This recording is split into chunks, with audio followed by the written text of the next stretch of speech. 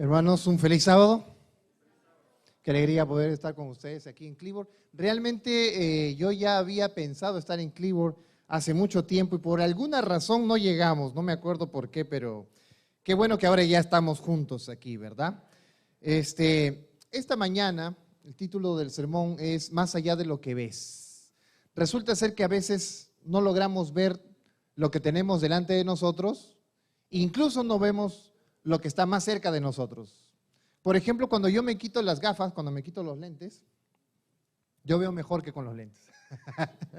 Y cuando me los pongo, realmente ya no los veo. Por eso es que uso los lentes para no verlos y no me dé nervios. Pero no es verdad. Cuando por primera vez tuve que utilizar lentes, es porque en aquel tiempo, todos los que usábamos computadoras empezamos a usar estas computadoras monocromáticas. Era blanco y negro, pero en realidad no era tan negro ni tampoco era tan blanco. El blanco era medio amarillo y el negro era medio plomizo. Y lamentablemente en aquel entonces esas pantallas, esos monitores, no tenían ciertas protecciones, así que esa luz hacía que el desgaste de los ojos sea mayor. Entonces yo tuve por primera vez que utilizar lentes. En realidad yo no quería usar lentes, mi padre usaba lentes, pero él empezó a usar lentes a partir de los 35, 40 años, ¿no? Entonces yo no quería utilizar lentes y yo iba al doctor y le decía, sí veo. Es más, me había memorizado la tabla que usan los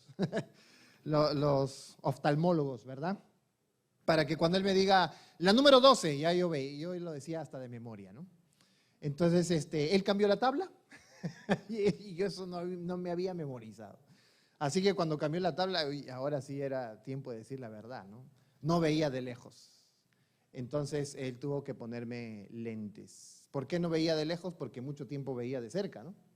Veía las pantallas del monitor y lamentablemente no alcanzaba a ver de lejos. Pero resulta ser que con los años, la buena alimentación, el ejercicio y un montón de cosas más que uno va aprendiendo, pues resulta que ahora sí veo.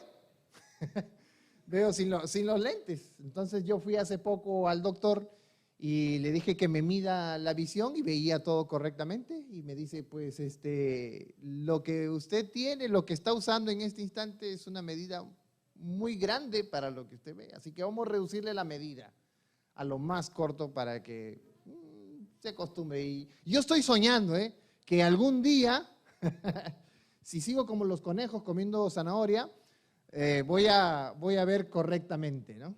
Ojalá. Y si no, ya en el cielo nos veremos sin lentes.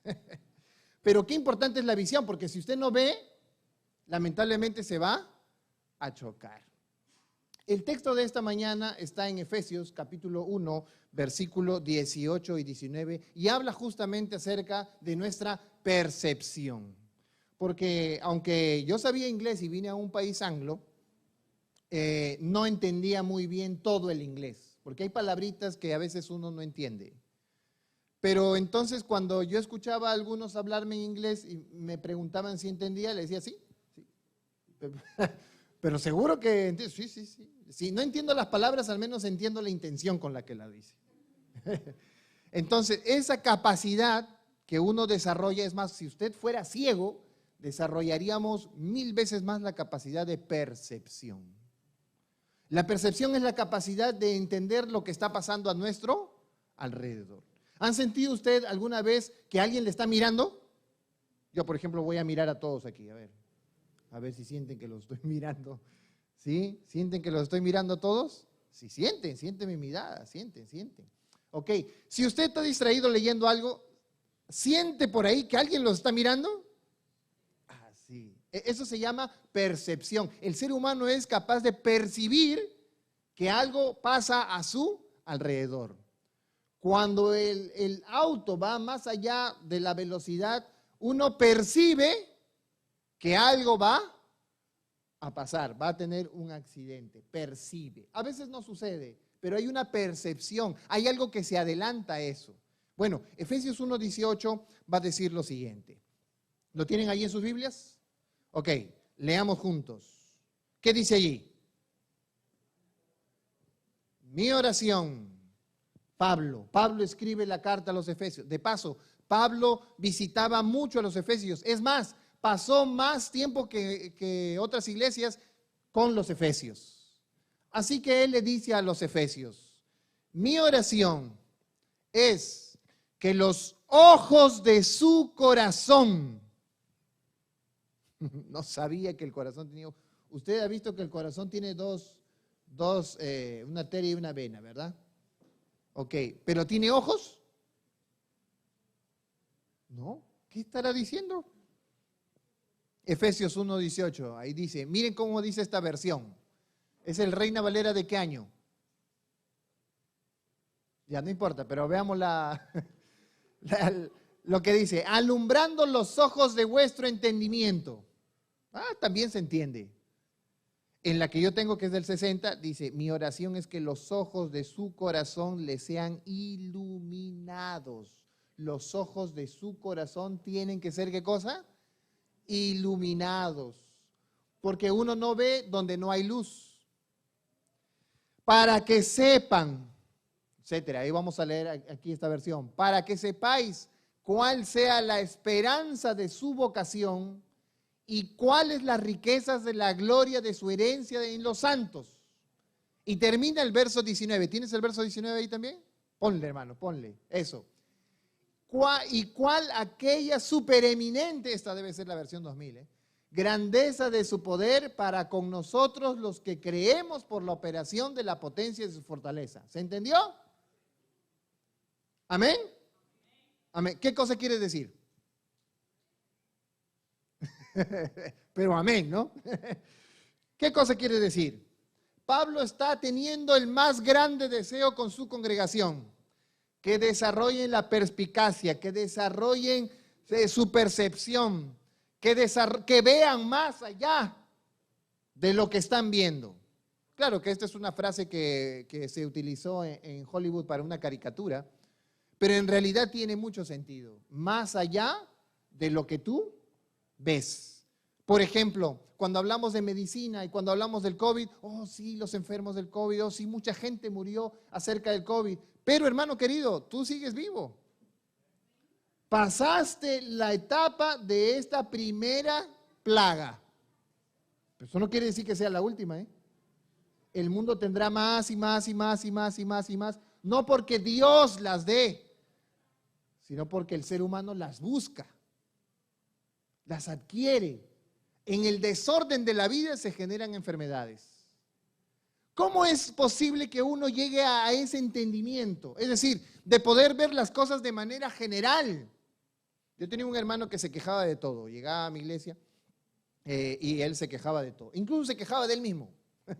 Pastor, ¿yo por qué seré quejón? Todo el tiempo se quejaba. Él mismo se quejaba de todos y se quejaba también de él. Así que no había excepción con él.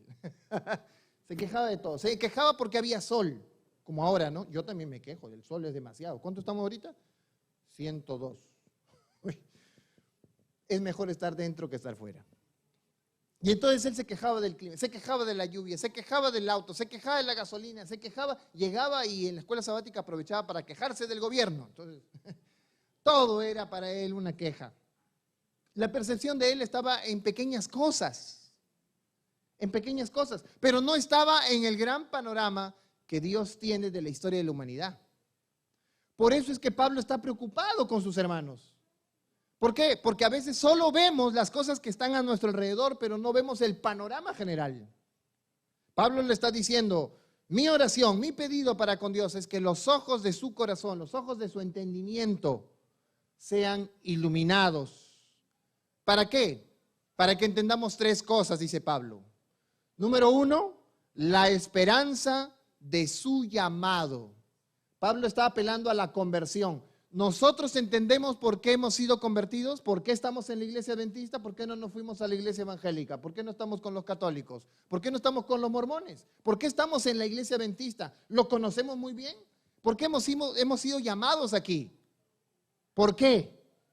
¿Qué es lo que nos hace, nos ha convencido de estar aquí en medio de este pueblo? O como algunos dicen, ¿no nos estaremos equivocando de pueblo? Dice aquí Pablo que nuestros ojos deben alcanzar la claridad para saber por qué hemos llegado a la esperanza del llamamiento de Dios. Es decir, En primer lugar, Pablo está apelando a que sepas por qué te has convertido. ¿Por qué te has convertido en hijo de Dios? ¿Por qué has sido llamado? ¿Por qué estás aquí? Segunda cosa que Pablo dice. Otra cosa que debemos entender son las riquezas de la gloria de su herencia. Es decir, Pablo está hablando de la santificación. Cuando a muchos adventistas, especialmente a mí me preguntan, siempre hermanos donde voy me preguntan, pastor, y usted, para invitarme a almorzar, ¿y usted es vegetariano? Como si fuera un delito preguntarlo, ¿no? Y todavía así escondidas, con temor. No, le digo, yo soy normal. Entonces, ¿qué soy? Entonces, en la normalidad, ¿qué es? ¿Come o no come? Porque no le quedó claro si comía o no carne. No le da oportunidad. Y es que muchas veces nosotros estamos pensando que nuestra herencia es simplemente correr un montón de cosas. En mi tiempo, cuando yo era muchacho, ¿qué edad tienes tú? 19, ya, casi a esa edad, los hermanos siempre insistían conmigo, todo joven en la iglesia tiene que venir con 3 cosas en su mano: su Biblia, su himnario, ¿y qué más? Y la lección de escuela sabática. Ya auxiliares, si tú llevas un libro de Elena de White, ya eres más santo que todos. ¿No? Era como si eso tenía que llevar, sí o sí, para verdaderamente ser un miembro de iglesia, un adventista. Pero hermano querido, tiempo después las Biblias cambiaron, el himnario venía incluido. ¿Y ahora cómo íbamos a llevar para que se vean los 3 libros afuera? Uno ya estaba dentro del otro, eran 2 en 1. Y ahora la lección de escuela sabática, pues con el tiempo, la lección de escuela sabática la pueden encontrar ¿hasta dónde? En internet. Hasta la Biblia y hasta el himnario. Por último, si usted va a la iglesia sin Biblia, sin himnario y sin escuela sabática, lleva su celular y ahí está todo. Pero para muchos que hemos nacido como fariseos, porque yo soy fariseo, igual que Pablo, el primero, si no ven Biblia en la mano, hermano, eso es castigo del cielo, las 7 plagas del Apocalipsis. ¿Dónde está nuestra cabeza? ¿Cuál es más importante? ¿Llevar peso para la iglesia o realmente entender por qué voy a la iglesia? Es diferente, pero eso no quiere decir que deje la Biblia a un lado, que yo rechace, no lo voy a llevar, porque esa es otra conducta contraria. ¿Cuál es lo importante? Dice Pablo, que tengamos que entender la riqueza de la gloria que nosotros vamos a heredar. ¿Les ha parecido rico estudiar la Biblia? ¿Les ha parecido delicioso estudiar la palabra de Dios? Pues ese proceso diario se llama santificación. Así que Pablo está aludiendo a 2 cosas ya. Primero, ¿por qué tú estás aquí? Tu conversión. Segundo, ¿para qué tú estás aquí? Santificación. Y tercera cosa, Pablo dice, ¿cuál es la extraordinaria grandeza de su poder para con nosotros los que creemos? Pablo entonces está yendo a una tercera palabra, transformación. Cuando tú ves el poder de Dios cambiando a las personas, uno empieza a entender mejor por qué Dios hace algunas cosas. En cierta oportunidad, una hermana llegó a la iglesia. En ese tiempo se hacían vigilias y estábamos en la vigilia de 12 horas, porque antes las vigilias eran de 12 horas, 6 de la tarde, 6 de la mañana. Pobre aquel que se duerma. Habían diáconos con palos para despertar a algunos. Después cambiaron, ofrecieron café y como se dieron cuenta que el café no se debe tomar, empezaron con la sopa, los caldos, en fin, cualquier estrategia con tal de pasar esa vigilia.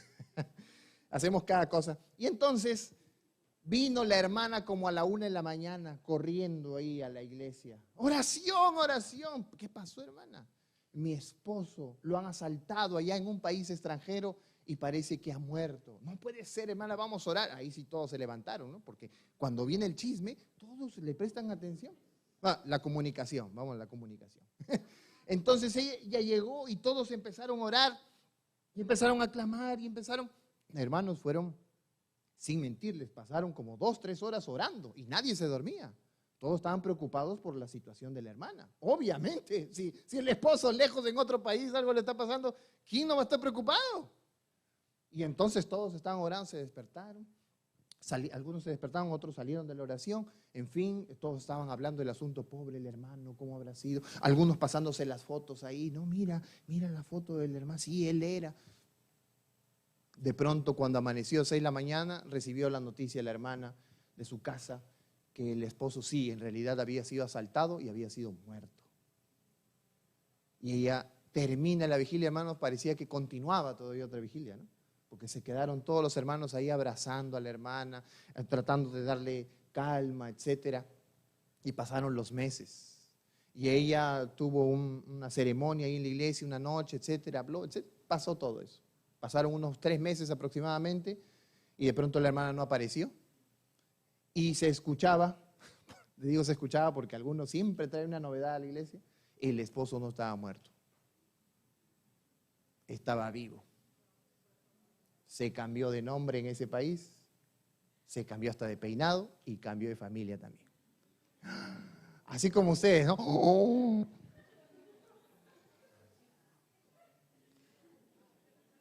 Sí que fue transformado, ¿eh? Sí, se cambió de todo. Qué terrible.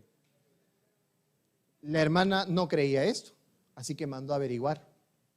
Unos sobrinos llegaron ahí a ese país y le trajeron las fotos y todas las cosas. En realidad era verdad. Ahora, ¿qué iba a hacer ella? Pues la verdad. Para ella murió esos meses anteriores. Ya no era parte de su familia. ¿Para qué continuar levantando a un muerto para ella y hacerle pelea y discusión? Ella empezó a explicar a algunas hermanas, yo para qué voy a hacerme más problema con esto. Yo para mí, él murió. Y todos no podían comprender. No, pero la hermana tiene que ir, tiene que enfrentar a la mujer, tiene que... Cuando el poder de Dios llega a nuestro corazón, somos capaces de entender qué está pasando a nuestro alrededor y tomar mejores decisiones. 3 cosas que Pablo dice acerca de tu conversión, la esperanza de tu llamamiento. Segunda cosa, las riquezas de la gloria de su herencia. Conversión, llamamiento, santificación. Tercera, la grandeza del poder de Dios. Pero cuando nosotros hablamos de estos conceptos, a veces no lo entendemos muy bien. Por eso que voy con 3 ejemplos bíblicos también. Por ejemplo, Génesis capítulo 21, verso 8 al 11 nos cuenta la historia de Agar. ¿Usted conoce quién era Agar? ¿Quién era Agar? Te olvidaste. Agar era la sierva de ¿quién? De Sara, una sierva egipcia. Y dice aquí en el verso 8, porque ya ellos vivían tiempo y recuerden que Agar tuvo un hijo de Abraham. ¿Debió tener un hijo con Abraham? No, y es que a veces los llamados de Dios uno no los entiende, ¿no? Como le pasó a Abraham. Vas a tener una familia, hijos, hijos sobre hijos, hijos. Y entonces Abraham, ¿con la misma? ¿Con otra? ¿Con quién voy a tener todo eso? Me habló a mí, no le habló a mi esposa. Entonces yo voy a interpretar que el llamado fue a mí. ¿Se dan cuenta? Uno saca lógicas y preguntas de donde no existe. Porque si Dios estaba hablando a Abraham, ¿a quién más estaba hablando? A él y a su familia, a su esposa, con la que estaba casado, no estaba hablando con la sierva. Pero a veces el ser humano, en la angustia de sus pensamientos, en la travesura de su inquietud, piensa que puede interpretar las cosas que Dios dice. Y entonces a Abraham le pasó lo mismo. Y tuvo un hijo con Agar. Y bueno, y el niño creció y fue destetado, e hizo Abraham gran banquete el día que fue destetado Isaac. Y vio Sara que el hijo de Agar la egipcia, el cual ésta le había dado a luz a Abraham, se burlaba de su hijo Isaac. ¿Qué cosa hacía el hijo de Agar, Ismael, contra Isaac? Se burlaba. Por tanto, dijo Abraham, echa a esta sierva y a su hijo, porque el hijo de esta sierva no va a heredar con mi hijo Isaac. Se puso dura Sarita. Este dicho pareció grave en gran manera a Abraham a causa de su hijo, porque el hijo de quién era?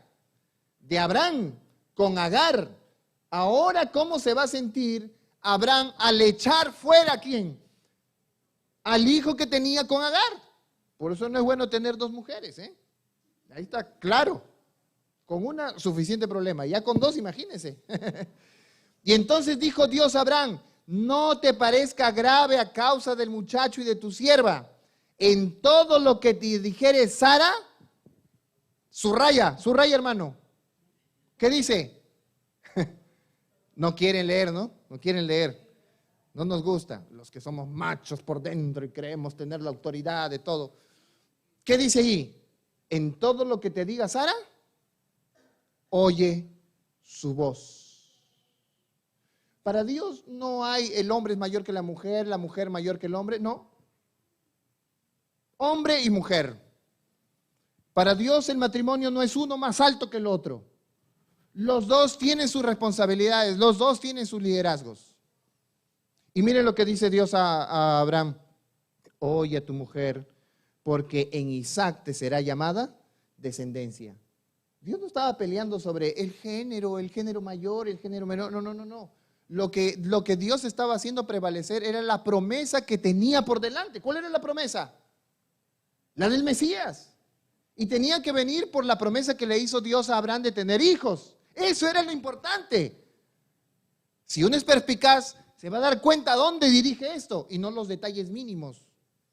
Entonces, dice aquí el verso 13, y también del hijo de la sierva haré una nación porque es tu descendiente. O sea que iba con promesa. Y entonces Abraham se levantó muy de mañana, tomó un pan y un odre de agua y se lo dio a Agar poniéndolo sobre su hombro y le entregó al muchacho y la despidió. Y ella salió y anduvo errante por el desierto de Beerseba. Pobrecita la mujer, se fue con el hijo de Abraham por el desierto. Y le faltó agua del odre. Y echó al muchacho debajo de un arbusto. ¿Qué es lo que hizo Agar? Encontró un arbusto y lo puso ahí debajo al muchacho. Y ella se fue y se sentó enfrente a distancia de un tiro de arco. Imagínense, cuando usted tira el arco, ¿hasta dónde va la flecha? Bueno, pero más o menos a una distancia en la que ella podía ver al muchacho, pero no tan cerca. Porque ella decía en su cabeza, ¿por qué hizo estas acciones? Porque ella pensó lo siguiente: no voy a ver cuando este muchacho muera. O sea, ella estaba segura que en el desierto su hijo iba a morir. Ella entendió que cuando les echó a Abraham de su casa, ellos se iban a morir. Pero recuerden ustedes que Dios le dijo a Abraham mismo, este también te será un padre de muchedumbres porque es un descendiente tuyo y la promesa también va con él. Pero a pesar de que ella escuchó esto, ella entendió que por esa causa, por ese momento, ella y el muchacho iban a morir. Y oyó, dice, bueno, el verso 16, y se fue y se sentó al frente de una instancia de tiro de barco porque decía, no veré que el muchacho muere. Y cuando ella se sentó enfrente, el muchacho, ¿qué hizo? Alzó su voz y lloró. ¿Cómo habrá sido el llanto de Ismael? Qué terrible, ¿no? ¿Usted ha llorado alguna vez profundamente? Con gritos de desesperación. ¿Por qué, Señor? ¿Por qué? Alguna cosa, ¿eh? A alguien en su vida algo así le ha pasado. Y uno no se halla por qué suceden estas cosas. Pobre muchacho. Miren, lo botan de su casa y ahora su propia mamá lo bota también hacia un costado. Él estaba abandonado.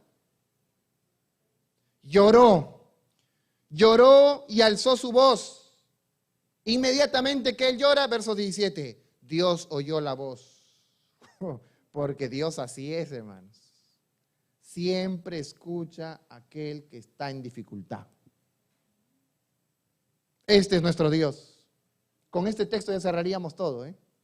Y oyó Dios la voz del muchacho. Y el ángel de Dios llamó a Agar desde el cielo y le dijo, ¿qué le dijo? ¿Están leyendo ahí? ¿Qué le dijo? ¿Qué tienes? ¿Qué te pasa? ¿Qué te ha pasado? Y le dice, no temas, porque Dios no ha oído tu voz, tu llanto, tu queja, tu dolor. Dios ha oído la voz del muchacho en donde él está. ¿Qué es lo que Dios escuchó? La voz del abandonado, del angustiado, del dolido, del rechazado. Dios le escuchó. Levántate, le dijo el ángel de Jehová a Agar, levántate. Alza al muchacho sosténlo con tu mano, no te alejes de él, porque yo haré de él una gran nación. ¿Qué cosa estaba haciendo Agar? Estaba llorando. ¿Quién más estaba llorando? El muchacho. Y ahora noten ustedes el verso clave de esa historia. Entonces Dios le abrió los ojos y lo que ella vio, ¿qué cosa fue? Ok. Entonces Dios hizo el milagro y puso una fuente de agua ahí, ¿verdad? No. La fuente de agua ya estaba allí. El problema es que ella no lo vio. ¿Y por qué creen ustedes que no lo vio? Porque estaba concentrada en cuántas lágrimas iba a botar por Ismael. Estaba preocupada por su dolor, pero no estaba entendiendo el plan de Dios. Y es por eso que muchos de nosotros lloramos sin entender por qué o qué nos está pasando, sin entender que es el plan de Dios. Nos afligimos tanto en nuestro propio dolor que nos olvidamos que la solución, ¿dónde está? Ahí enfrente de nuestros ojos. Dios no apareció una fuente de agua para ella. Lo único que Dios hizo con ellos es abrirle los ojos. Y ahí estaba el agua. La solución estaba delante de ella. Y fue y llenó el odre de agua y dio de beber al muchacho. Y Dios estuvo con el muchacho y creció y habitó en el desierto. Fue tirador de arco. ¿Murió? No murió. ¿Y por qué entonces Agar pensaba que se iba a morir? Si Dios había dicho que este muchacho iba a traer descendientes, iba a ser otra nación. ¿Por qué ella empezó a llorar? Porque no estuvo segura del llamado que Dios hizo a Ismael. No creyó. Porque no se convenció de lo que Dios tenía para ella y para Ismael. Segundo ejemplo, Moisés, Éxodo capítulo 15, verso 22 al 27. Abra su Biblia, hermano, abra su Biblia. Éxodo capítulo 15, verso 22 al 27. Si no está en la pantalla, no hay problema, usted tiene su Biblia, porque después cuando se va a su casa, no va a tener quien le ponga los textos. Usted tiene que abrir su Biblia y mirar los textos que vio acá. Éxodo 15, 22 al 27. ¿Qué dice allí? E hizo Moisés, porque recuerden que Moisés estaba con el pueblo de Israel. La ruta era simple, pero por causa de la incredulidad del pueblo de Israel tuvieron que vagar por el desierto 40 años. Y entonces ellos llegaron al Mar Rojo y del Mar Rojo lo saca. E hizo Moisés que partiese Israel del Mar Rojo y salieron al desierto de Shur, hacia el sur. Y anduvieron 3 días por el desierto, porque aquel que está en el desierto 3 días tiene sed, sin hallar agua. O si no, usted imagínense irse sin auto hasta su casa. ¿Cómo cree que va a llegar? Primero, vamos a ver si llegamos. Segundo, totalmente cansados. Y tercero, totalmente mojados. Todo el sudor que uno se va a llevar. Imagínense que y aquí lo estamos haciendo con árboles y todo, ¿no? Pero en un desierto, donde no están los árboles. Bueno, 3 días el pueblo de Dios estuvo en el desierto así. Ahora, no es que ellos lo estaban pasando tan mal, porque Dios siempre los cuidaba ¿con qué? Con una nube. Así que no es que la estuvieran pasando tan mal. Pero a pesar de que uno va cubierto de la nube, a pesar de que tiene la misericordia de Dios encima y Dios está guiando en todo momento, sintieron sed porque no hallaron agua.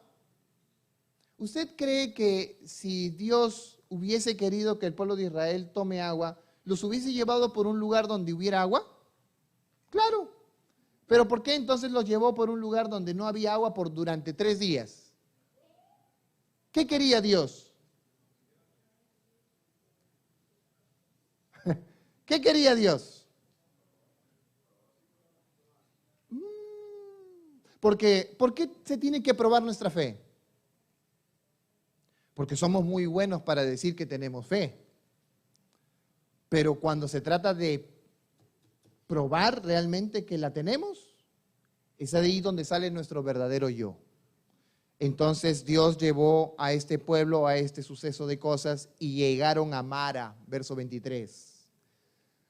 Y cuando llegaron ahí, después de 3 días de sed, no hallaron, no pudieron beber las aguas de Mara. O sea, se morían de sed y llegan al lugar donde hay agua y las aguas no las pueden tomar. ¿Por qué? Porque el agua era ácida, estaba amarga, no era alcalina, no era agua Fiji. Era agua amarga. Por eso le pusieron el nombre de aquel lugar, Amarga, Mara. Y lo que hace el pueblo es la cosa más impresionante. ¿Qué hicieron? Entonces el pueblo se quejó ¿contra quién? En realidad, ¿contra quién se estaban quejando? Contra Dios. Pero como a Dios no lo podían ver y a Moisés estaba ahí, pues a alguien hay que echarle la culpa, ¿no? Es como en la iglesia. Somos problemáticos y hacemos problemas nosotros mismos, para nosotros mismos en nuestra propia casa, pero el problema lo tiene el pastor. No es porque él sea el pastor, sino porque simplemente él es el pastor de nosotros. Y a alguien hay que echarle la culpa. En la casa igual. Miren, yo recuerdo de mi abuela lo siguiente. Cuando ella pasaba por los pasillos de la casa, pues algo se tropezaba con un zapato, con alguna cosa, qué sé yo. Se tropezaba y decía así. Ella no actuaba de, bueno, ¿quién se habrá olvidado de poner esto aquí? Lo voy a poner en su lugar. No, ella decía, ¡ay! ¿Quién dejó esto aquí? ¿Buscaba qué cosa? Un culpable, porque el ser humano siempre quiere sentirse inocente. Por eso echamos culpable. No, yo soy así porque el mundo me hizo así. Yo soy así porque los hermanos actúan así, entonces yo tengo que reaccionar así. No te engañes, no te engañes. La naturaleza pecaminosa que habita en nosotros es siempre echarle la culpa a alguien. Y así fue con el pueblo de Israel. ¿Le echaron la culpa a quién? A Moisés. Murmuraron y dijeron, hasta aquí nos ha traído. Nos ha traído aquí para beber aguas amargas. ¿Qué clase de dirigente es este? No planifica bien la ruta, no hace su plan estratégico, no tiene un mapa de ubicación. Es que Moisés no ha sido conquistador, no ha pasado por los guías mayores. Todo hablaban contra el pobre de Moisés. Y Moisés al sentir eso, ¿qué cosa creen que hizo? Hermanos, miren la Biblia. Oh, Moisés va a donde Dios y le dice, Señor, mira, esta gente está así, ya me va a matar si no les doy agua. Y entonces Dios le muestra un árbol. ¿Ves ese árbol, Moisés? Sí, échalo en las aguas. Ok. Y las aguas se endulzaron. Las aguas que estaban amargas terminaron siendo agua Fiji. Agua alcalina, de esas que le hace la prueba a uno y sale azul. Totalmente saludable. ¿Cómo puede ser posible? ¿El árbol, Dios lo apareció? No, el árbol ya estaba allí. Pero ¿por qué no se dieron cuenta ellos que botando el árbol se iba a volver saludable el agua? ¿Por qué no se dieron cuenta? Porque estaban ocupados quejándose. Segundo ejemplo. Tercer ejemplo. Juan capítulo 20, verso 11 al 18. Tercer y último ejemplo. Juan 20, 11 al 18. Ya yo estoy como los pastores dicen, y para terminar y no termino, ¿no? Juan 20, 11 al 18 dice, pero María estaba afuera llorando junto al sepulcro. Oh, ese es el momento que Jesús resucita. Y mientras lloraba, ¿qué estaba haciendo María? Por eso dicen que María Magdalena es el ejemplo de llanto, ¿no? Lloraba aquí, lloraba allá, lloraba para todo. Incluso cuando fue convertida también lloraba. María estaba afuera llorando junto al sepulcro y mientras lloraba, se inclinó para mirar dentro del sepulcro. ¿Y qué cosa vio dentro del sepulcro? Vio 2 ángeles con vestiduras blancas. Eso sí pudo ver. Que estaban sentados uno a la cabecera y el otro a los pies, donde el cuerpo de Jesús había sido puesto. ¿Qué cosa vio María Magdalena? 2 ángeles. Qué privilegio tuvo incluso María Magdalena de ver ángeles, ¿eh? Yo no he visto hasta ahora ninguno. La televisión habla de los ovnis y todas esas cosas, pero Imagínense ver a un ángel.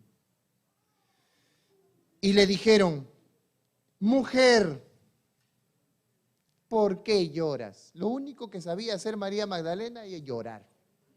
De ahí el dicho que lloras como una Magdalena, ¿no? Y les dijo, ¿por qué se han llevado a mi Señor?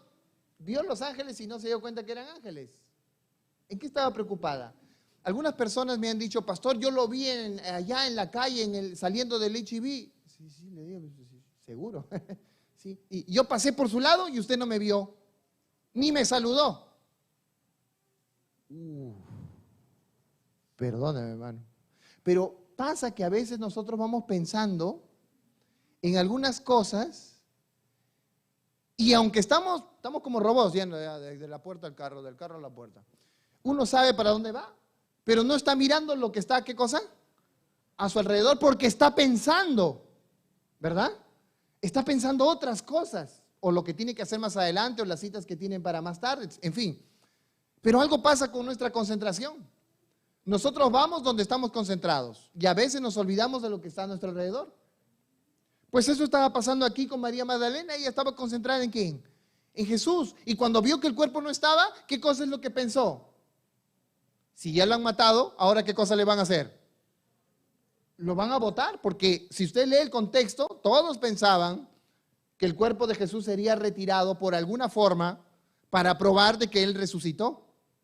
Incluso se valen algunas autoridades para decir eso y engañar al pueblo de decir, no resucitó, sino que sus seguidores lo han robado y dicen que resucitó.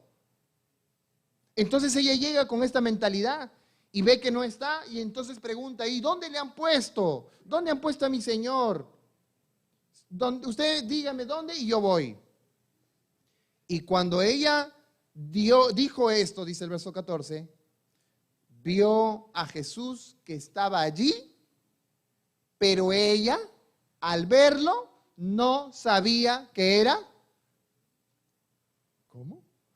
¿Y eso cómo puede ser posible? Es como si usted diga el texto, ¿no? Diga aquí el texto. Y usted como esposa se levantó y vio a un hombre echado en su cama y no pensó que era su esposo. Esto es raro.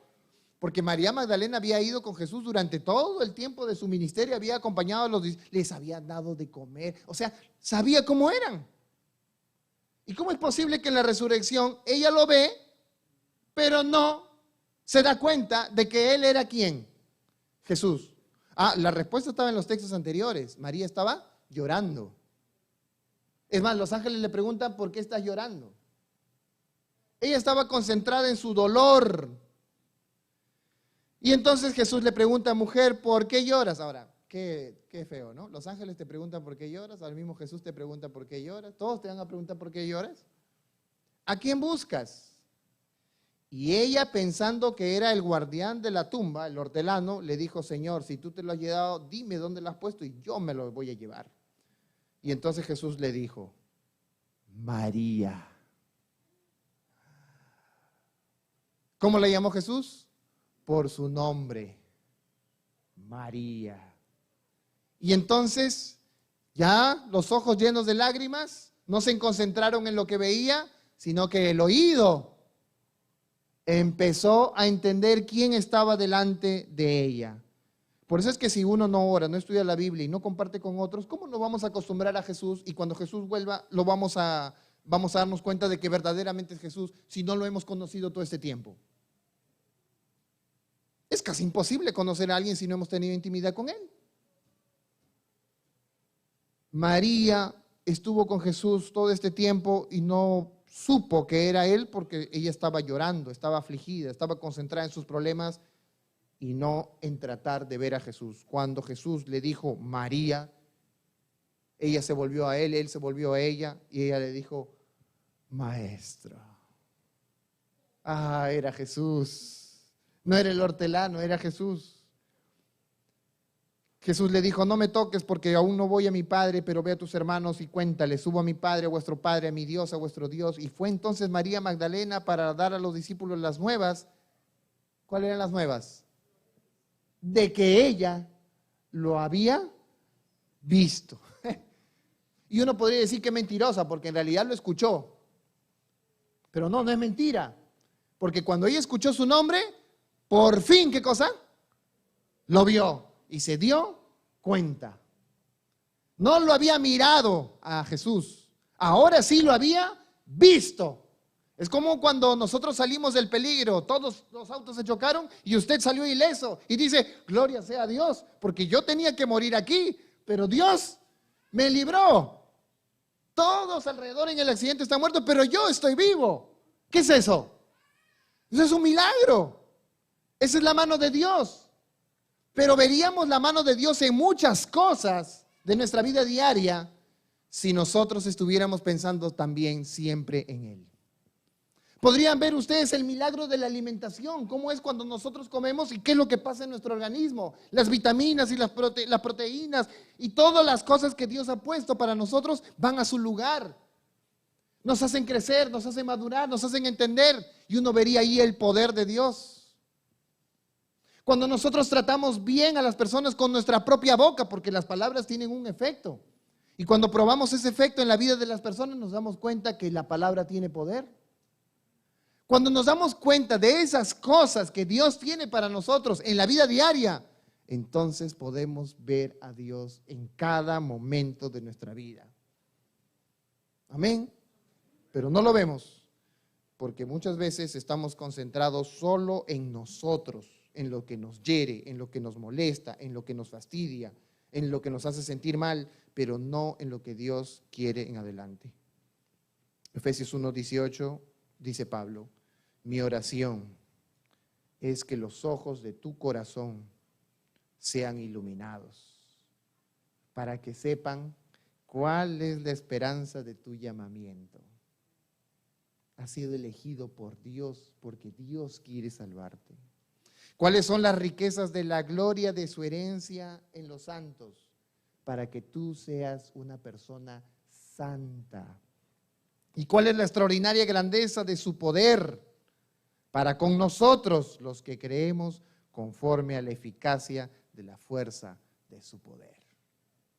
Dios quiere abrir nuestros ojos para que entiendas por qué estás aquí. ¿Qué parte tienes tú en el mundo? ¿Por qué no moriste con los del COVID? Pasaste esto y estás vivo. Estás vivo no simplemente para continuar la vida que tenías. Tenemos una oportunidad ahora para seguir viviendo en este mundo. ¿Pero simplemente para vivir? No. Dios no nos ha llamado simplemente para la existencia. Dios nos ha llamado con una misión. Y la misión es que nosotros podamos enseñar a otros lo que Dios ha hecho en nuestra vida. No nos distraigamos con las cosas del mundo. No nos distraigamos con aquello que apaga nuestra mirada frente a las cosas de Dios. Sino elevemos nuestra mirada para las cosas que Dios ha puesto delante de nosotros. Elevemos nuestro entendimiento de las cosas que Dios quiere para salvarnos, para amarnos, para querernos. Hoy se ha levantado el mundo contra los homosexuales, hoy el mundo se ha levantado contra la medicina, el mundo se ha levantado contra cualquier asunto que tenga que ver con algún ser extraordinario que aparezca en las nubes. Hemos visto láseres lanzados del cielo hacia la isla de Maui. Hemos visto catástrofes naturales increíbles llamadas deforestación, pero sin un árbol que se pierda. Estamos viendo cosas medias raras aparentemente en el mundo, pero la cosa más rara es que nosotros solo estamos viendo esas cosas, pero no estamos viendo que Jesús se acerca. Estamos preparándonos para ver en qué momento se cumple tal o cual evento de la Biblia, pero no estamos preocupados para ver si nuestra vida está de acuerdo al plan y la voluntad de Dios. Estamos distraídos, pero ya no es tiempo de seguir así. Ahora es tiempo de poner nuestros ojos en el más allá de lo que vemos. Que Dios nos bendiga esta mañana. Vamos a orar. Amado Dios, que moras en los cielos, te damos gracias porque tú has permitido que tu palabra ilumine nuestra mente, que ensanche nuestra perspicacia para entender que todas las cosas que han de suceder. Pero lo que tiene que suceder en nuestro corazón es un cambio, una transformación de nuestro ser. Tiene que suceder, Señor, que tu Santo Espíritu logre morar completamente en nuestro corazón y no por momentos y no una partecita. Permite, Señor, que la alegría de tu evangelio brille en nuestro rostro, que la palabra de tu poder pueda darnos seguridad. Que seamos las personas más confiadas, Señor, en ti, y que no seamos las personas miedosas de este planeta, queriendo salvar lo que no tenemos. Gracias, Señor, por tu voluntad en esta mañana. Que tu palabra sea en nuestro corazón y que puedas darnos paz en todo momento. Te lo pedimos en el nombre de Jesús. Amén.